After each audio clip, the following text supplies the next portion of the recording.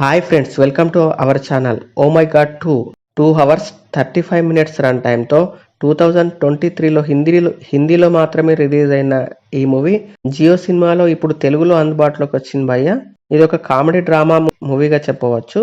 పంకజ్ త్రిపాఠి గారు లీడ్ రోల్లో చేసిన ఈ మూవీ ఎలా ఉందో తెలుసుకోబోయే ముందు మన ఛానల్ని సబ్స్క్రైబ్ చేసి కొంచెం సపోర్ట్ ఇవ్వండి భయ్య. నచ్చితే లైక్ చేయండి.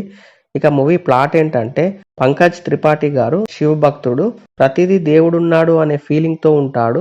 ఇలా ఉండగా ఒకరోజు ఆయన కొడుకు స్కూల్లో ఏదో చేయకూడని పని చేశాడంటూ అతన్ని స్కూల్ నుండి టీసీ ఇచ్చి అతన్ని ఇంటికి పంపిస్తారు. దాంతో ఆ కుటుంబం ఎన్నో అవమానాలకు గురవుతుంది.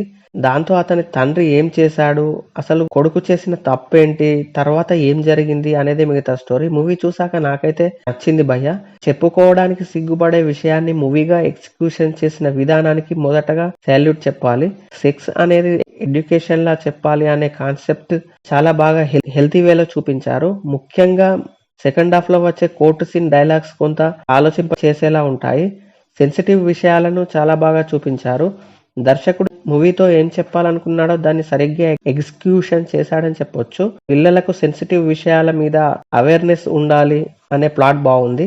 ఇందులో లీడ్ రోల్ చేసిన పంకజ్ త్రిపాఠి గారు తన క్యారెక్టర్ లో జీవించారని చెప్పొచ్చు. భగవంతుని అవతారంగా అక్షయ్ కుమార్ గారు కూడా చాలా బాగా నటించారు. నెగటివ్ రోల్ నటించిన యామి గౌతమ్ గారు కూడా తన పాత్రలో జీవించారని చెప్పొచ్చు. ఇలా అందరికందరూ బాగానే చేశారని చెప్పొచ్చు. ఫ్యామిలీతో చూడొచ్చా అంటే మూవీ అంతా సెన్సిటివ్ విషయాల గురించి ఉంటుంది కాబట్టి కొంత ఇబ్బంది పడచ్చు. అందరూ తెలుసుకునే విషయాలే కానీ ఫ్యామిలీతో కలిసి చూడలేం అనిపించింది.